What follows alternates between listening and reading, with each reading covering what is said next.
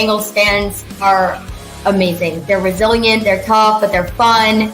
And I'm really excited to hopefully meet a lot more of you. Isaac has the big game. Then we became a real balanced offense for the playoff run, which I thought was really important. He put on the greatest route running exhibition I have ever seen in my life. He was football 24/7, and that was the greatest part of Chad. At times, the early part, I would tell him when we were throwing deep passes, I said, don't wait too long, because I'm going to get away. If you ain't going to have the arm to get there. So, I want to run to the ball, Well, Duke, looks like Duke's in the waiting room. I don't want to keep Duke waiting. He gave us a very limited amount of time. I know he's a busy man. Duke, what's going on, big dog? How you doing, buddy? Jim, how are you, man? Thanks for having me on. Yeah, Hey. I'm real busy. I'm sitting on my porch. Yeah, well, hey. Have a little drink going on there. Joe Burrow has played in big games his entire life, and I would think he will be a steady hand at the bow of the ship. And I think I wouldn't be surprised if they take him all the way to the Super Bowl. I really wouldn't.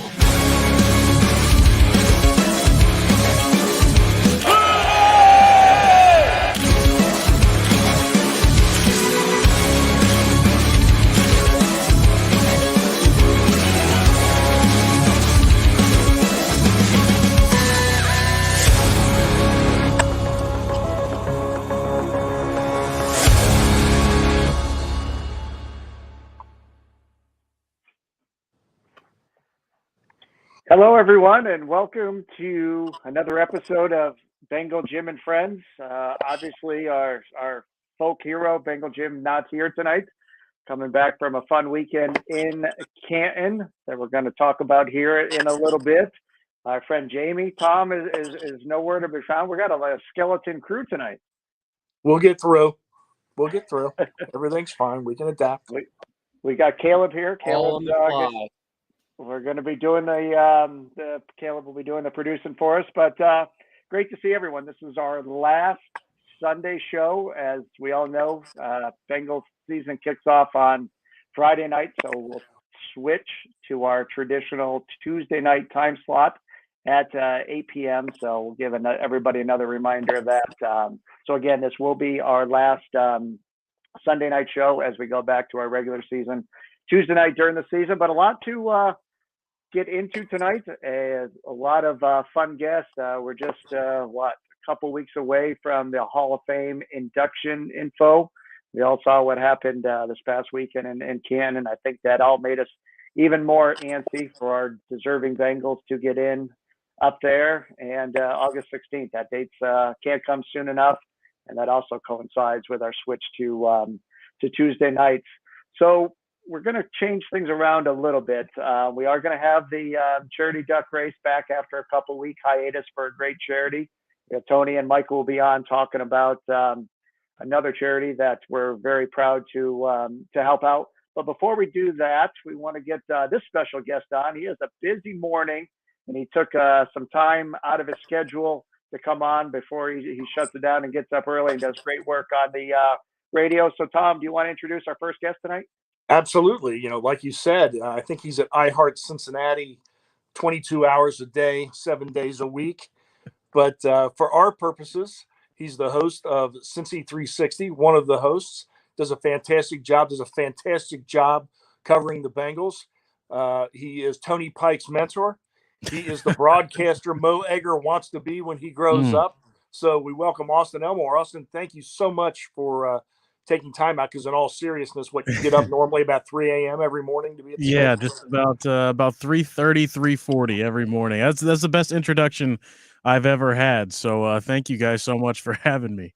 It's accurate, though, isn't it? Yeah, I think so. Especially the things you said about Tony and Mo. Those things really ring true.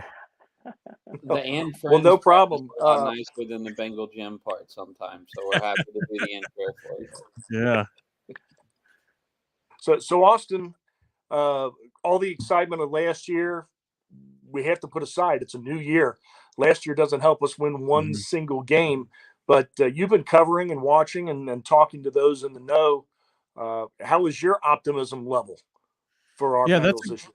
That's a good question. I feel like I have gone up and down, and it kind of depends. Like it changes every couple of hours about how I'm feeling. On one hand, you look at this roster top to bottom, and you think, okay, they can easily win 13 or 14 games. Like they have that type of capability to do so. Then you look at the schedule and you say, okay, it's the sixth toughest schedule in the National Football League. Are they going to actually be able to maybe reach their full potential? You look back at last year, and I know a lot was made in the offseason, the beginning of this offseason, about how, the Bengals were fluky and they got lucky and all that. And I don't know that that's necessarily true, but there were some elements of that over the course of the season. They weren't injured. The rest of the division was. The ball just seemingly always bounced their way. And for Bengals fans, they know for years and years, the ball never bounced the Bengals' way. Everything went their way last year. But overall, looking at it and with, having Joe Burrow with an improved offensive line, and I think Dave Lapham said something a couple weeks ago that really struck me is, how much game planning Zach Taylor and Brian Callahan had to do last year completely around the deficiency in the offensive line. And so now without that, what does that open up for the playbook, the side of things we haven't necessarily seen from those two in terms of scheming, in terms of route concepts and those sorts of things, I think is a really exciting thing for the offense. And based on everything out of training camp, the defense is looking really good in the secondary, which we had more questions about that than just about any other part of the team. That gives me a lot of hope for them to be a really good football team. James? From the standpoint of looking at the battles going in, obviously we know the left guard situation. Hearing some stories about Cordell Volson looking good. We know the Jesse Bates situation. If you had to put your finger on kind of one hot topic for training camp thus far, Austin, what would that be? I would say it is the offensive line being together. We saw reports out of camp today that Lyle Collins is making progress and was actually doing some drills and stuff today on the side field. So I would say that, number one, and you've touched on the left guard position, right, and how important that is. All indications are that Jackson Carman has been relatively solid. I actually saw Jackson out a couple of weeks ago, right before the start of training camp, and I thought to myself, wow, he looks really good. Like he's in really good shape. He has doubled up on that. Obviously, coming into camp last year after the draft, he wasn't in the best of shape. So it looks like he's taken a step forward in that regard as well. And then getting these guys reps together. I think it's hurting right now that you don't have Joe Burrow in the huddle and kind of barking those things out. And it's good that he's in meetings, but the cohesiveness of the offensive line together with the new guys, Karras, Kappa, and then when Collins is healthy, in extension with Carman and obviously Jonah Williams. To me, that's the most important thing, because this team without the offensive line, it will really struggle, I think. It would basically have to go back to what they did last year, which is all that game planning I just talked about. I think it's so crucial to their success, especially running the football and controlling the clock in games. Austin, flipping to the other side, one thing they seemed to stretch on Lou Anarumo was more pressure on the quarterback, more pressure on the quarterback, more pressure on the quarterback. Now, they didn't go out and spend great gobs of money on pass rushers, but they did draft a young guy in Jeffrey Gunter who seems to be impressing. And it's like we got another high draft pick, a bonus high draft pick with Joseph Asai. And listening to your partner, Tony, and so forth, it sounds like they're both really tearing it up at camp. Yeah, that's one thing about the defense. Like, you could see just how much it changed everything last year when you brought in a bona fide pass rusher and Trey Hendrickson and his ability to get off the ball and get to the quarterback, and what that did for the rest of the defensive line. Like, Sam Hubbard had a career year, and Sam Hubbard, I think, will be the first to tell you he needs to be a better pass rusher. He's one of the best run stoppers in the National Football League, but he hasn't been a great pass rusher. Just having Trey Hendrickson on the other end, Sam Hubbard almost had 10 sacks last year, which is huge for him. That's good. And obviously Joseph Osai and Jeff Gunter, what they bring is something we haven't really seen. And even Trey Hendrickson is not great at this, is speed at that position. And that's something that is really difficult to defend for offensive tackles when you have guys that are so fast and so explosive. That's part of what made Carl Lawson great when he was here is, that so much speed off the line of scrimmage powered with or coupled with the power and the strength that he has. So when you combine those things, I think it's really good. Plus, when DJ Reader and BJ Hill, I feel like we forget about him all the time. He just signed a big contract.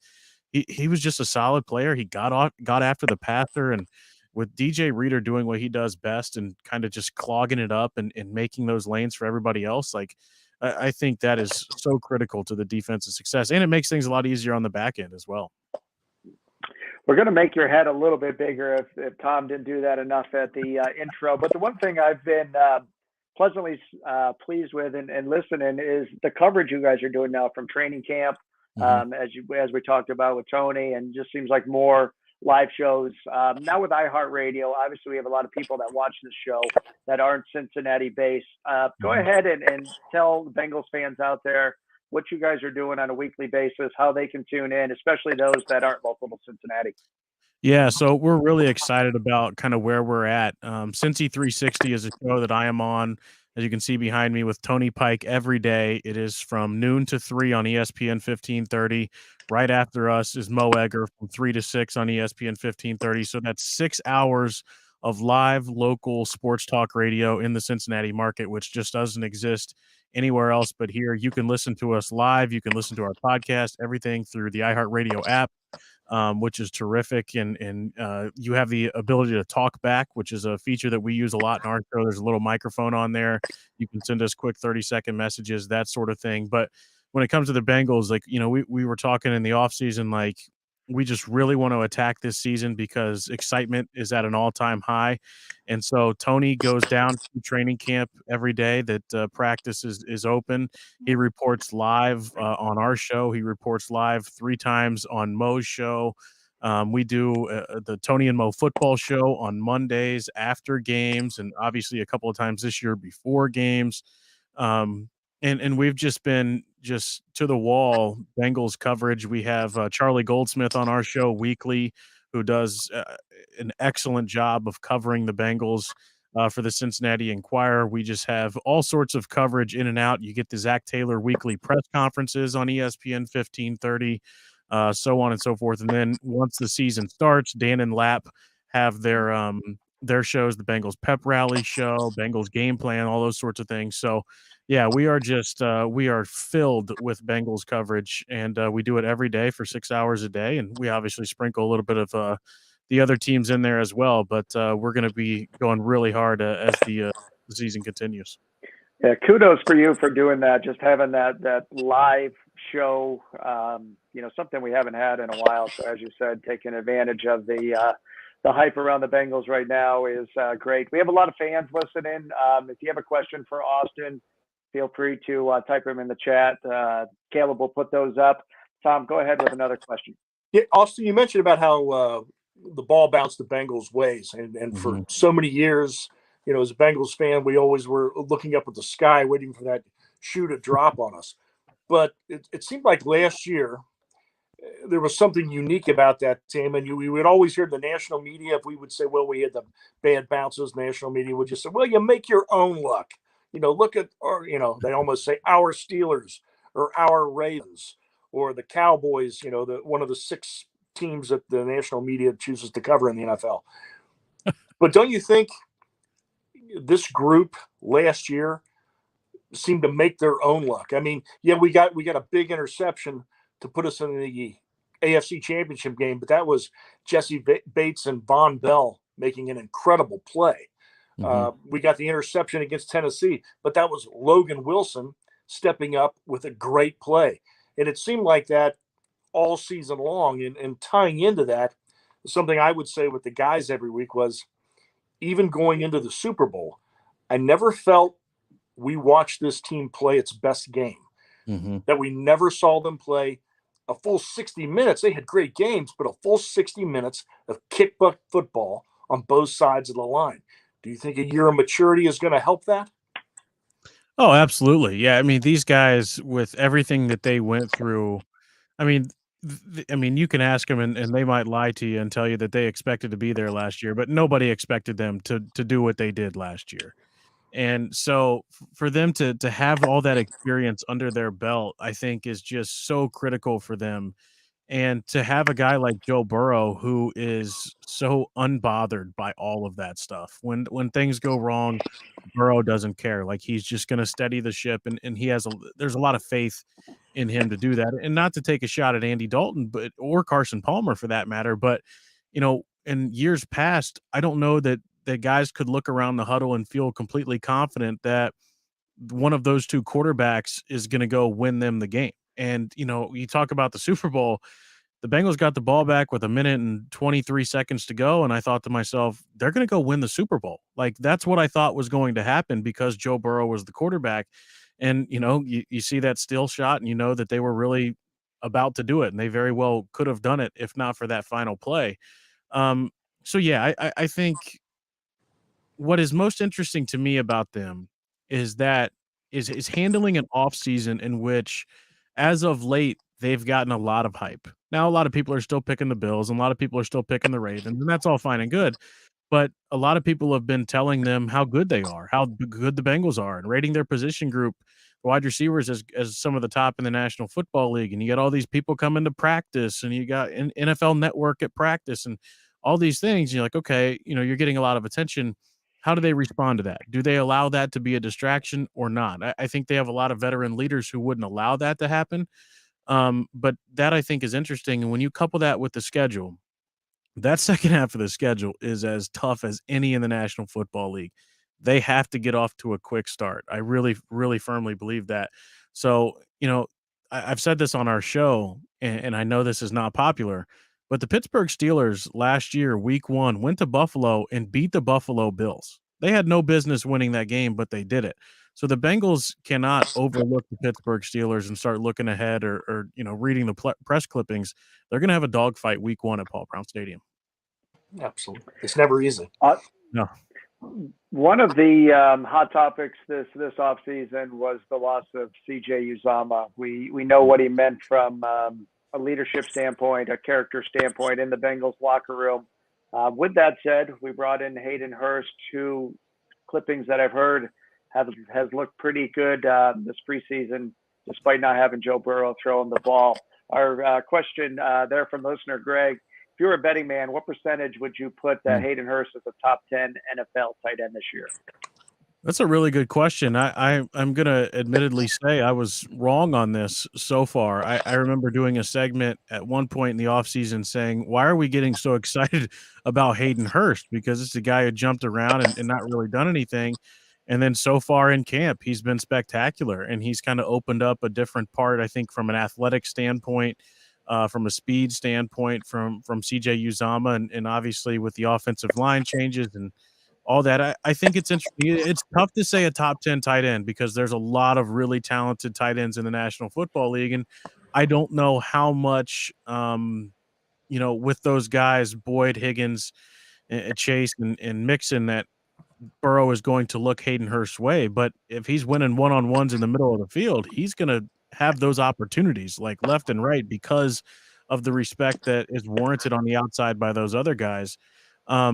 So if that's what we see, I mean, I think there's a better chance than not that he ends up being one of those guys from a statistical standpoint this year. I've got another viewer question in here. I'm going to bring it up on the screen here. Who do you think will have the most explosive breakout season? Oh, that's tough. The first name that came into my head was T. Higgins. Just because I think what he can do on the outside with his size and with his speed and with Jamar kind of taking things over the top, like T. Higgins can really, and we've talked about this, a lot of people have talked about this, he's a number one receiver for a lot of teams in the NFL. So I think he certainly could be one of those guys. Maybe a less popular pick would be Joe Mixon. I mean, what Joe Mixon did last year with that offensive line, and, I read a stat, I forget what it was, but it's something like his first contact was 0.3 yards behind the line of scrimmage that was his average for the season or something like that. So, like, imagine with this dude actually running downhill, this dude actually getting past the line of scrimmage. what he's able to do. He's an athletic freak. If you've ever seen Joe Mixon like up close, it's just insane. And what that does for the rest of the offense, I would say Joe Mixon very well could have a year that makes a lot of people raise their eyebrows, not only running the ball, but receiving as well. I like both of those answers. And I was talking to James earlier about a week and a half ago about how much I liked Mixon to lead the AFC in rushing this year. I think they're going to try to take a little bit of the pressure off of Burrow. And I think with the added line, I think the odds, I think it was like 14-1 or something along those lines. I thought that was a pretty solid play there. Yeah, I think you'd be correct on that. I mean, he just did it a couple of years ago. Yep. And the other thing about Mixon, you mentioned the offensive line being better. I don't think Joe Mixon is a great pass blocker. I don't know that Joe Mixon wants to be a great pass blocker. But when you have, a better offensive line, he doesn't have to be that. He can, be used in different situations and out wide. We saw Chris Evans catch a touchdown against Detroit last season. We saw a play for Chris Evans that Joe Burrow just missed him in the Super Bowl. So the Bengals have that in their arsenal to be able to use those running backs at different positions. So yeah, I think you're exactly right, man. Joe Mixon, in terms of the AFC, Derrick Henry's got a lot of miles on him. I think Najee Harris is interesting. But yeah, Joe Mixon's among the best.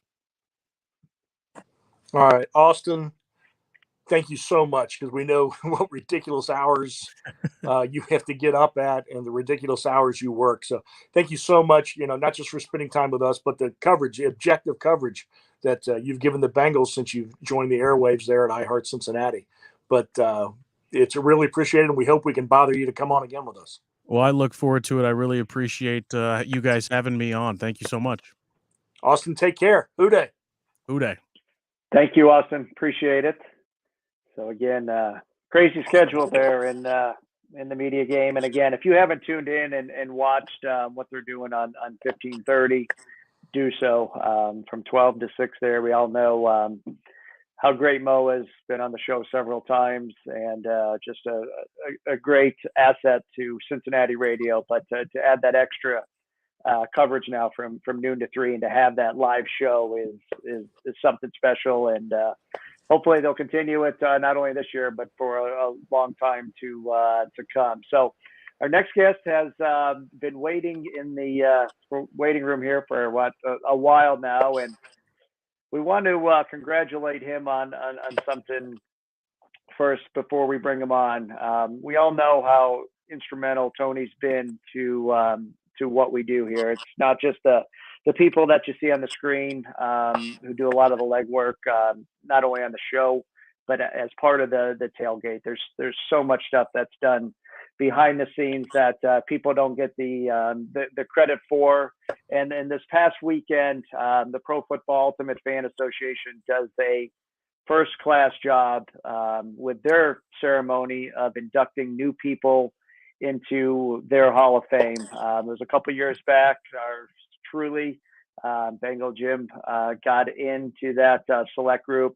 Other guests of the show, Houday Baby Sean down there in Tampa, Chris, I know I'm leaving guys and gals out, but it's a pretty select group of individuals who are super fans, but do so much behind the scenes that they don't necessarily get credit for, nor do they want credit for. And we want to congratulate Tony on being awarded into that select group. I believe we have that video, Caleb, from Canton. If you can pop that on real quick, and then we'll let Tony recap the weekend in Canton.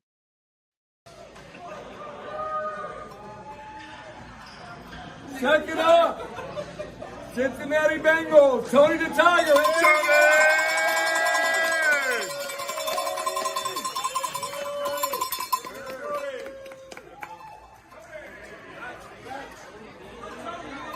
Tigers got to run faster than that. All right. So you see Tony there with other super fans from across the NFL. Tony, again, congratulations from all of us here at Bengal Gyms, and tell us about that weekend in Canton. First, thank you. It was a great weekend. A lot of work. It's not only the induction of that coincides with the Hall of Fame. But the PFUFA is a great organization that does a lot of good charity work, and as we all know, I'm deep into the charity work as well as all of us. But what we did there was they have a community center. It's called the J. Babe Stern Community Center there in Canton. And every year during this weekend of the enshrine ceremony for the Hall of Fame, basically the super fans come together, and it's all about the kids. We provide meals for the kids. The families come out, and then they also get to go into the gymnasium there at the community center, and they have a good time. We give away prizes, bikes, and then we ended up packing over 300 backpacks full of school supplies for them because that area is financially unstable, and anything that we can help with them, we do. And it was just a great weekend altogether. So you mentioned the 6 times you put on face paint on over the weekend. Obviously, we know you're going to do it on Friday, so we're going to give you the excuse, the hall pass, to not have to put that on tonight. But tell us, we talk about on this show, Caleb goes to a lot of away games. I've had the pleasure to do so. It's how you act, how you interact with the opposing fans. And here this past weekend, you got to spend the whole weekend with fans from 31 other NFL teams and just truly get to know them. Tell us about that experience. Yeah, so that's one of the good things about the PFUFA is all teams are represented in this organization. It's a draft process. If you guys have followed me earlier this year, Bengal Jim and friends, along with the Bengal Bomb Squad, came to our tailgate and presented me with a draft card at the last game of the season. So it is an honor. It's specifically meant to be a selective process. So I was very proud to be a part of that. But going back to your question with the teams, one thing that, I appreciated Brandon and Caleb coming down to share this moment with me. They got to see the tailgate, and every team there was represented to have their special food, their drink, more than some of us wanted to have, but everyone had a nice shot for us to have. But it's a camaraderie of everybody. There's no, it's black and gray. There's no colors there for that weekend. Even though we are opposing teams, that weekend we all come together to do one thing, and that's to provide the charity that we do. So it's really a good special organization. I was very proud to be a part of it. Before we segue into the charity, Tom or Caleb, do you want to add anything to Tony's accomplishment? Yeah, I just want to say I was happy to be a part of it. Honestly, thank you for inviting me, Tony, and thanks to our fearless leader, Bengal Jim, for taking care of the tickets for Brandon and I. We appreciate that delicious breakfast this morning. But honestly, I was pretty blown away by it. I mean, I've met a lot of these people going to away games, because anytime I would go, if Jim wasn't there, he would text me, "Oh, hey, go to this person's tailgate." I was like, "Why this person?" "Oh, they're PFUFA." And I was like, "Oh, okay, whatever." And never really put 2 and 2 together. But after hearing 14 different stories of all the new inductees, it's a pretty cool organization. It really feels like there's just a bunch of group of men and women that are very selfless and just love football. They all fan differently. You saw people dressed in plain T-shirts. You seen people dressed like Tony. It went both ways, and it was just a really cool experience. Just a lot of people that love football and were very generous, outgoing, kind individuals. Well, it isn't just this weekend, and I'm glad Tony was recognized and justifiably so, but Tony does this year-round, and not just at Bengals games. He's become part of the sports culture, the sports football culture here in Cincinnati, but does so much for so many local charities. Kids love to see him before games, and he's taken this enthusiasm and just used it in such a good way to help so many. So I'm glad to know him, glad to call him friend, and I'm very happy for him this past weekend. Appreciate you, Tom. Thank you. No problem, Tom. So speaking of charities, let's go ahead and bring Michael on if he's with us. We do have another charity duck race. Tony, do you want to touch base on what we have going on for this week's charity?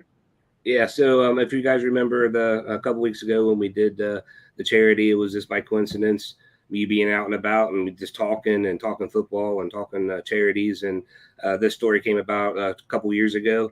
Michael, we were actually It was a St. Patrick's pub call, and we ended up running into Michael, and I was all Tony'd up in the leprechaun outfit that I utilize for that time of year. And we just started talking, and he keyed me in onto the American Foundation of Suicide Prevention, which, as you guys know, I've been pretty engaged with selling some patches and stickers to add to that charity. Michael reached out to me and talked about what he provides with the Walk Out of Darkness for the community walks, and he's the chairperson for the one here in Cincinnati. Unfortunately, COVID happened, so we did a virtual walk, but at the same point, it's a very good charity. And mental health is very important to me as well as other viewers, and it's one of those things that people just don't talk about much. So I like the fact that we're able to do something like this and get that word out. So Michael, please, go on and go forth on what that charity is all about. So the American Foundation for Suicide Prevention is all in the name. We are advocating, educating, helping, supporting those who are affected and by suicide in any shape or form. We do an Out of the Darkness walk every October. They do them nationally from September all of October in different communities. Ohio does them mostly all of October. But we just get together for a day of memories, a day of forgiveness, a day of just talking about it. We have resources available for people. We have we have a kid zone where we provide kids a place to go and have an outlet. We do luminaries, we do staging, we do bead ceremonies. The bead ceremonies are about those who have lost somebody, and the bead represents who they've lost, so the color of the bead represents that. And we just have speakers, we have some music, and then we do a 2-mile walk basically around Sawyer Point, and then we come back and then we end the day. It's usually about 2.5 hours long. It's just a day for people to get together, find commonality with each other, talk about what they're going through, find resources. Sometimes it's a day for people to grieve, sometimes it's a day of joy. It's a lot of celebration, a lot of people talking about family members. It's a time for a lot of family members to get together. And so we do that every October, usually the second Sunday in October. And so I'm the chairperson for the last 3 years. I've been the chairperson, and like we said, we did COVID, knocked us down 1 year, so we did a virtual, and then last year we were back together. We usually have about 25 to 3,000 people show up. We provide some pizza, some hot dogs, Skylines there. We do La Rosa's, and then we have volunteers that come out and help us out. So, for those that want to learn more about the charity, Michael, I know we've shared it on our social media platforms, but do you have a website or a particular social media handle where people can learn more about what you have going on?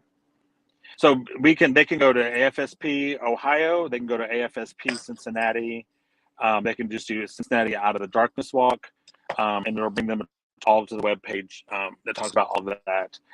It'll show them where they can volunteer, and it'll show them where they can get resources.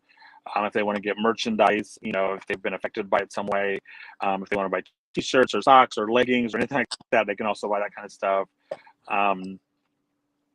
So yeah, it's just AFSP anywhere, Ohio, and it'll direct them right to the website.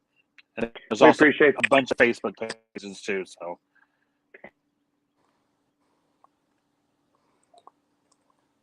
I think we may have lost James for just a moment, but appreciate Jimmy, who was monitoring us from out of the city, posting that up there.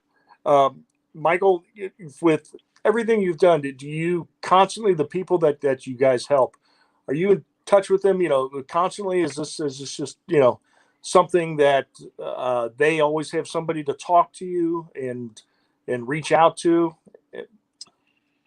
Yeah, so most of them have some kind of support group within themselves that they've formed, with family members or friends or stuff like that. We try to keep constant contact with our teams.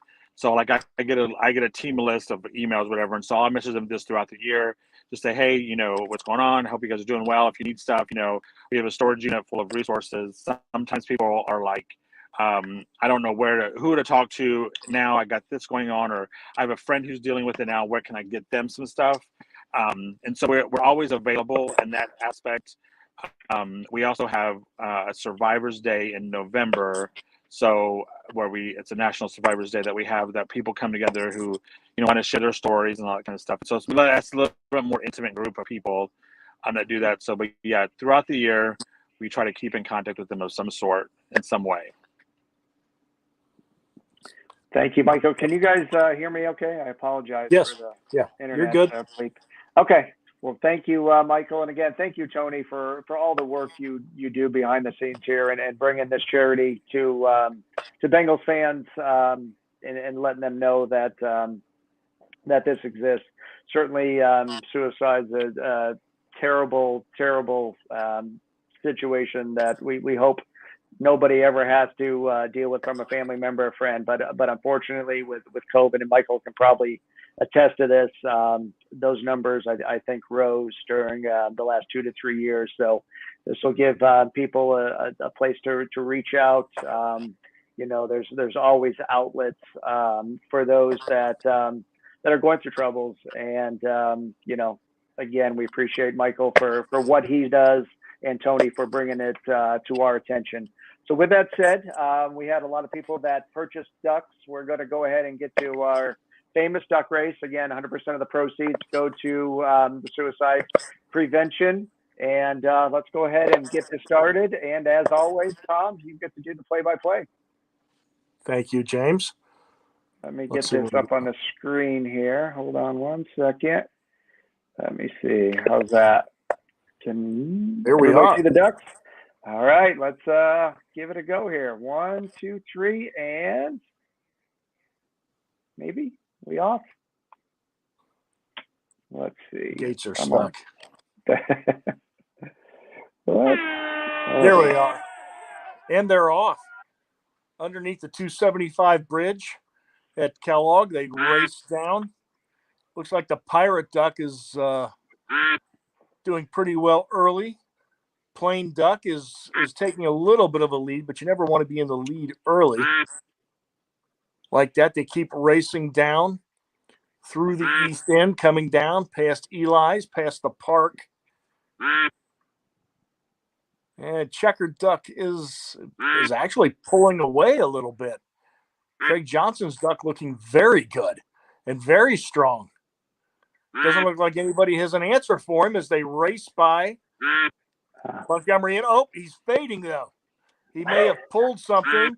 And our good friend Lisa Moran in the red comes through. You know what? Along those lines, if I'm not mistaken, I believe it's Lisa's 60th birthday today. So how fitting is that happy she birthday, wins Lisa. our yes, happy birthday, Lisa. Normally our buddy Brandon does our Bengals birthdays on this day. We didn't get that information, but congratulations to Lisa, who wins the charity duck race on her birthday. And Michael, thank you for joining us. Hopefully you'll have the opportunity to stop down to the tailgate at some point this year and meet some of these wonderful Bengals fans who contributed tonight. And again, Tony, thank you for what you have done, what you and Carrie continue to do. And from all of us here at Bengal Gyms, congratulations on being inducted into the Ultimate Fan Hall of Fame. I appreciate that. Thank you. And Michael, just so you know, we gathered over $800 so far for our team for the Walkout Darkness. And also, as you guys know, I'm selling the patches and stickers. So there's another additional $300 that'll be going to that team as well. And this team page will be open throughout the next month or two. So by all means, if you guys still want to contribute to that, you can. It'll be open for them. So appreciate everybody, and Who Day. Who Day, guys. Thank you. Michael, thank you. Who Day. That's a first, I think. Somebody winning on their birthday with a duck race. Never heard of it. Once again, congratulations to Lisa. Our next guest has been patiently waiting. Tom, I'll let you go ahead and do the introduction. As she grew up in Cincinnati, she was rescued and brought back from way out west. Teamed with the legendary George Vogel for several years on Channel 5. Left briefly, and now she's working with another legend in James Rapine. Yes. She has a knack for breaking Bengal stories and doing a great job covering the team. So we really appreciate Elise Jesse's family for letting us borrow her for a few minutes on this Sunday night. Elise, welcome. Hi guys, thank you so much for having me. Yeah, I have my in-laws in town this weekend, so they're being very gracious. We're doing you a favor then. No, my in-laws are amazing, so I'm lucky on that side. He knows that this is a recorded session. And thank God the Reds are out of town. Elizabeth or Elise would be joining us from the right field bleachers again. Actually, that was pretty cool when she did that. We've had people join. Yeah, that was a bit chaotic. Sorry about that one, guys. Actually, I was trying to watch the game, but half listen to you guys as well. But that's all right. Elise, after a fantastic year last year, an unbelievable, maybe as exciting a football year as the city has had. Here they are, but now they've got targets on their back. Yeah. From being down there, and I know you get to talk with so many of the guys and the characters, the character of this team has. Do you think that's gotten to them? I mean, they hadn't even walked off the field, and the national media was already saying, well, the Super Bowl hangover of a team that makes it to the Super Bowl is incredible and going to drag them down next year. You get any sense of that down there, or is it nothing but intensity? no, they seem intense and confident in every single thing that they're doing. I personally don't think that any of those players pay attention to what the national media has to say, or the local media for that matter. I think they're just locked in, ready to go, and they all want to experience that big game again. And they know that they have the talent. They have Joe Burrow running everything, so who wouldn't be confident with a guy like Joe Burrow at quarterback? So yeah, there's no sense of worry or doubt within that locker room right now. Tom, continue. Before we go to the other thing about the city up north, let's continue on a positive note with our Bengals. Okay. Well, and with that, you grew up here. Yeah. The culture of deserved and sometimes not deserved, but oftentimes deserved the Bengals have had. Do you get a sense, not just in the quality of play, but the quality of people on that roster now, the people in that locker room and on the sidelines? Is this a really different group? I mean, I've never sensed from young people and everybody else a team so easy to root for, a team so easy to like. You wanted these guys to do well for them. I mean, from Burrow to McPherson to Chase to Reeder, Logan Wilson, and Duke, all of them. I mean, all of these, even the guys on rosters past, in my opinion, were great. But these guys just have a different type of swagger about them than anything that I have experienced or been around in 8-9 seasons covering the team. So all of the new guys are great. LC, L. Collins is fantastic.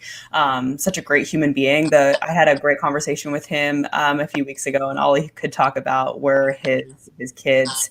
Very focused on that and very focused on getting back out on the field. These guys are just different. And I think a lot of, everyone talks about Joe Burrow having swagger and having this it factor about him. And I think his attitude really rubs off on everybody else in that locker room. Yeah, one thing that I thought spoke volumes was Willie Anderson's visit to camp this past week. What he had to say about Joe Burrow, the line, things like that. Did you get a chance to talk to Willie Anderson? As everybody knows, a great guest of the show and a friend of the show. But again, I thought the words, being the NFL veteran that he is, we all know we're cheering for him to get into the Hall of Fame. But can you touch on Willie, his visit to camp, and kind of the aftershock of what was said and what he had to say about the players? I saw what he said about the players. I was not there that day. I actually had a lovely run-in with poison ivy that just wreaked havoc on the whole left side of my face. So I was not at camp all last week. But yeah, I mean, Willie Anderson, I'm a huge fan of his, and it's easy to be a fan of his. It's easy to root for him.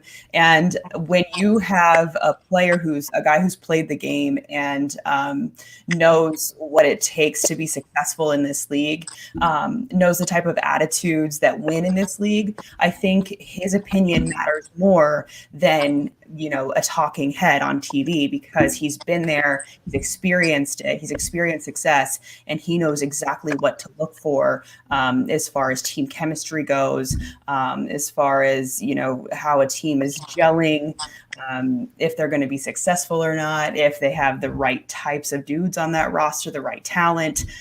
So what he has to say holds a lot of weight, in my opinion. Caleb or Tom, do you want to, before we talk about the city up north, anything else you want to talk about the current team or training camp, despite last week and Elise was running with poison ivy? That stuff is nasty, guys. You do not don't get near I'm it. allergic to it. I haven't had it since I was maybe 6 years old, but it's intense. You're not the first person I've heard this summer with those battling an intense case of it. So I feel for you there. My question is going to be about the fans. Yeah, I know that the back together brought out almost 30,000 fans, and there's obviously a lot of excitement coming off the Super Bowl run there. I've heard a lot of the players talk about they feel the excitement, they feel the energy from the fans. Specifically, what players have mentioned that to you as well, and what do you think that's going to do for the home field advantage that we should hopefully carry a little stronger than what we've had in previous years? Yeah, Bengals fans, in my opinion, are a different breed. They're so loyal through and through, and every single season, even during the down years, the dog years, before the season started, they were optimistic and excited about the team and excited about the season, and expected the Bengals to win. There's always been this expectation in Cincinnati for the team to win. They're doubted nationally and have been for many decades, as you guys know. But that doubt has never creeped in for Bengals fans. And I think that the players really feel that. I think the players appreciate that. And past players have spoken about how intense this fan base is as well. They are so passionate about this team. And I know that, most fans will say that they are passionate about their certain team, whether it's the Browns, Kansas City, the Steelers. But I think Cincinnati's on a completely different level, but I was also born and raised here. Elise, you had mentioned a little bit about Joe Burrow. Mm-hmm. I'm of the opinion that if he stays healthy, the franchise is secure in here. Yeah. Pete Rose, Johnny Bench, Oscar Robertson, Ken Anderson, Anthony Munoz, all of them. Joe Burrow is going to end his career as maybe the greatest single sports figure in Cincinnati history, and going to do things that nobody thought was possible here. Do you see that in him? You've met him personally and talked to him and interviewed him. Do you get that vibe from him? He's cocky, but not arrogant. Here's the thing. It's people talk about him being cocky, but when I introduced myself to him and had a conversation, I sensed zero cockiness from him. And so, yeah, he's got that swagger. I would call it swagger over cockiness. On the field, I think it's a high level of confidence. He's not afraid to get hurt. He doesn't play timid at all, as we've all seen. And he's not worried about things that he can't control, which I think helps his game a lot. But yeah, the cocky thing, it doesn't really compute with me unless it's somebody. I would expect somebody who has not met him to say that he's cocky, because if you have had a conversation with him and been in his presence, he does not give off the cocky vibe at all. But yeah, with your point, I think he will go down as one of the greatest sports figures of all time. I think he can totally take this team to a Super Bowl, and I don't think that he will stop until he wins a Super Bowl, which is music to Mike Brown's ears, because every single year it's been Super Bowl or bust. And now that they've made it to the Super Bowl, there's just added pressure surrounding this team. So yeah, the pressure's on, it's cranked up, and it's Super Bowl or bust. Pressure makes diamonds. Yes, it does. Looking around the AFC North this offseason, Baltimore's, I guess, $1 million question is Lamar Jackson going to get a long-term extension? Looking at the city near West Virginia, we don't say their actual names here, at least. Who's going to be the quarterback? Is it going to be Mitch Trubisky? Is it going to be Kenny Pickett? And our friends up north here in Ohio, unfortunately, their off season has been, unfortunately, whatever. What's been going on with all the money they've given to Deshaun Watson? We all know the baggage that he came from Houston with, the 1 year sitting out of the NFL. And from a female perspective, again, we appreciate you joining us. What is your thoughts on the initial ruling of the 6 games that he was given? Now we know the commissioner has circled back and is appealing that decision. Can you touch base on your thoughts on that situation? What you think is going to happen and going forward, and maybe speak from a female sports reporter perspective and also a fan perspective on that whole situation. Well, I read Sue L. Robinson's report, and it's scary when you read the reports. I know the NFL based their entire case around just 4 of the cases. 25 women filed a lawsuit. He was in contact with 66, over 60 massage therapists. What stands out to me about that is, I've spoken with players in the past and veterans, and when they talk about taking care of their bodies, mainly on Tuesdays, because that's their off day, so they have that time to, hit the cold tub, get massages, things like that, take care of themselves. They are always looking for the best in the business. While it's not uncommon for players to go outside of the team provided massage therapist, a lot of these guys are looking for someone who is experienced, has their license. That's a start. And they want someone who is well-versed on working with NFL players because they have different kind of ailments than the average Joe. So I think that it was a huge red flag that he was going on Instagram and he didn't seem to care whether or not the massage therapist had experience, let alone with NFL players, and whether or not they had their license or not, which is pretty creepy. I also found it crazy in this report that he was called a predator multiple times. And the NFL wanted a minimum of a year. And I think Sue L. Robinson was kind of looking at, what has gone on in the past. And obviously this type of case, we haven't seen it before. It's an unprecedented situation.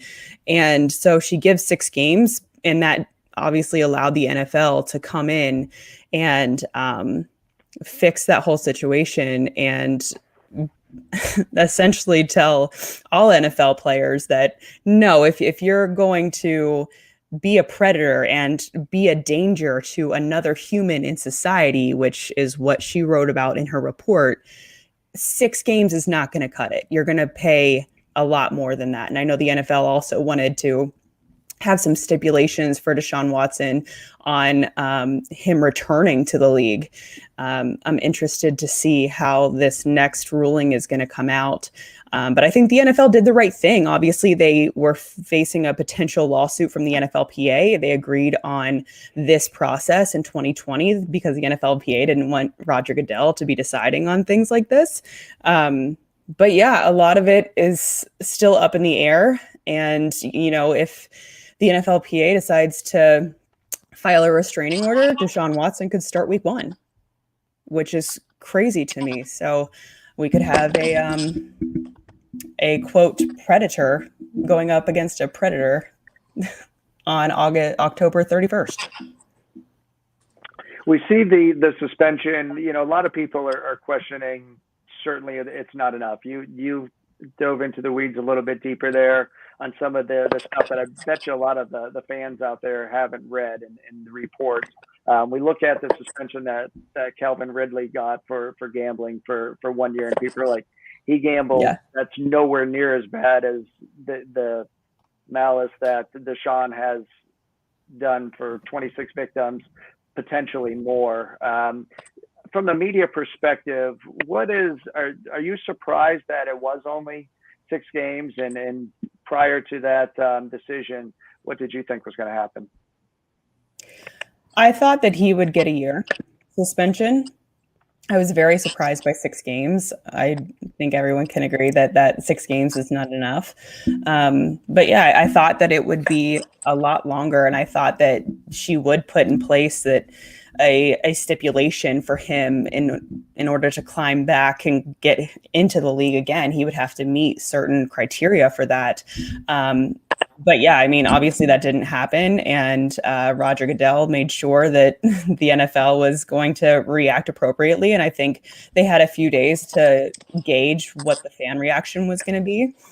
And I think that what they did was right, even though it's risky to have, dealing with the NFLPA and potentially going to court over it. And Deshaun Watson potentially starting week 1, I still think that they did the right thing in filing the appeal. 100%. Yep. Elise, you mentioned the league.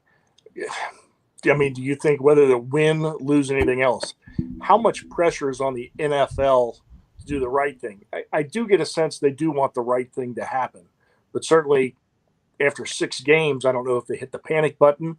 They looked around and said, what else can we do? I mean, we'll go to any option, the nuclear option. No matter what happens, is this going to be a reflection on the league itself? I don't think it's I think the league has done everything that it can so far. They made the recommendation before the ruling even came out to give him at least a year suspension. And then when they see only 6 games, which is less than I think what Vontaze Burfict got for targeting, which was, I believe he got 12 games for that.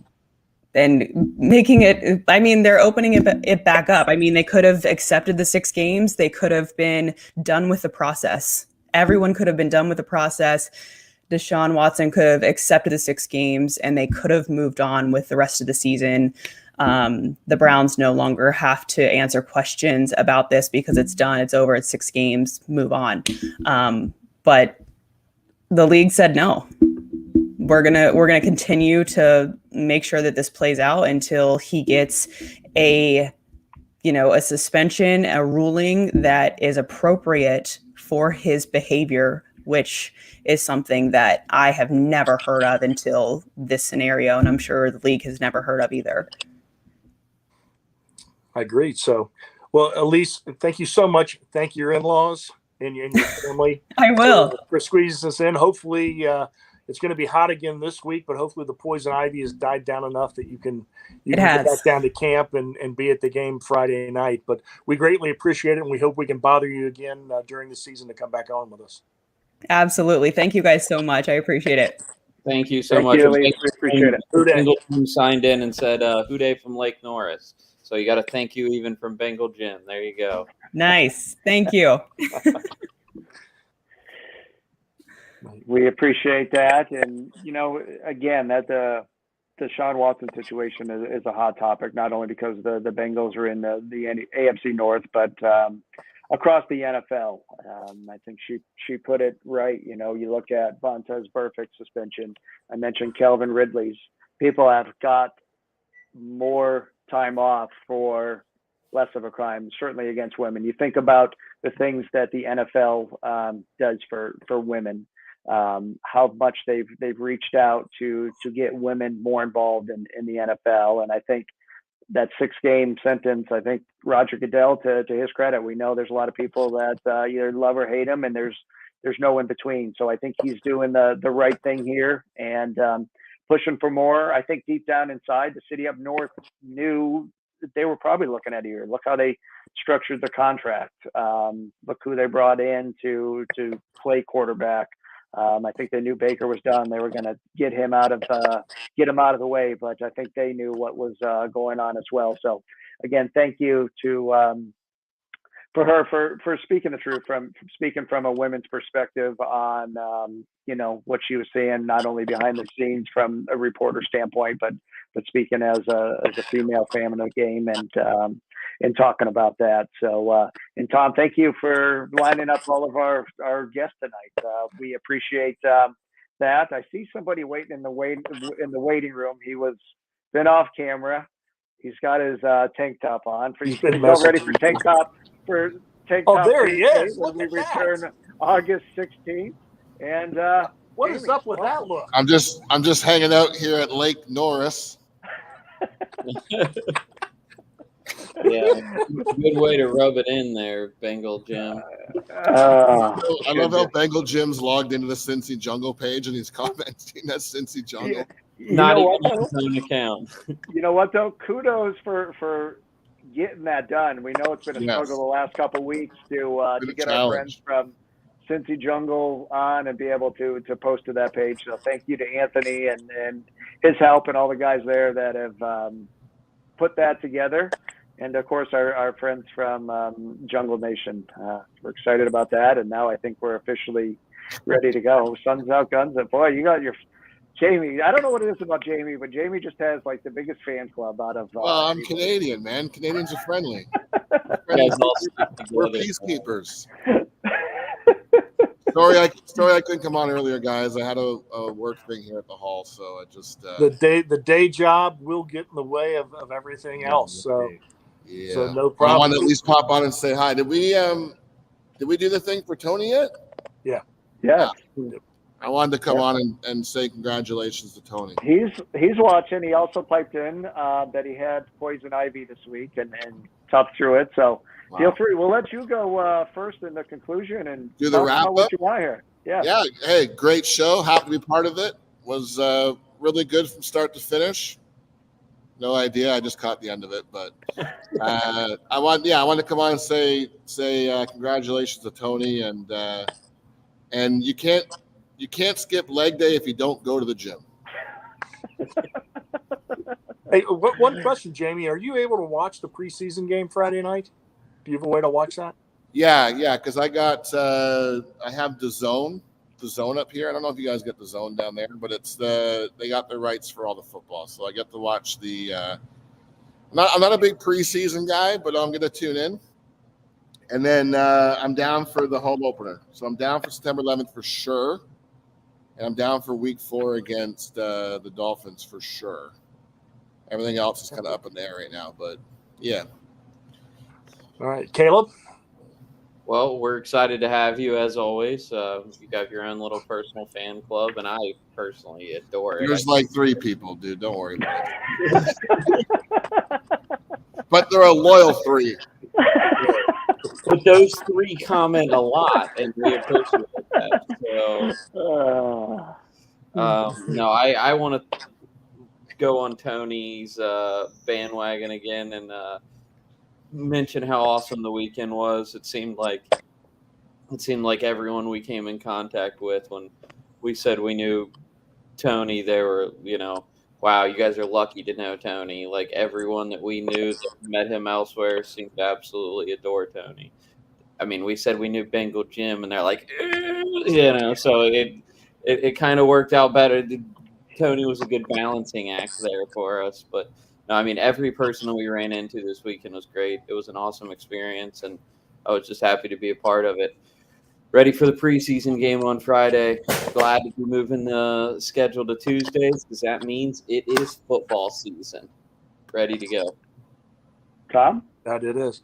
No, thank you for everybody for tuning in. A reminder, like Caleb just said, that we'll be going to Tuesdays, August 16th, which is also a big day for Ken Riley and Ken Anderson, 2 Bengals that should have been in the Hall of Fame long ago.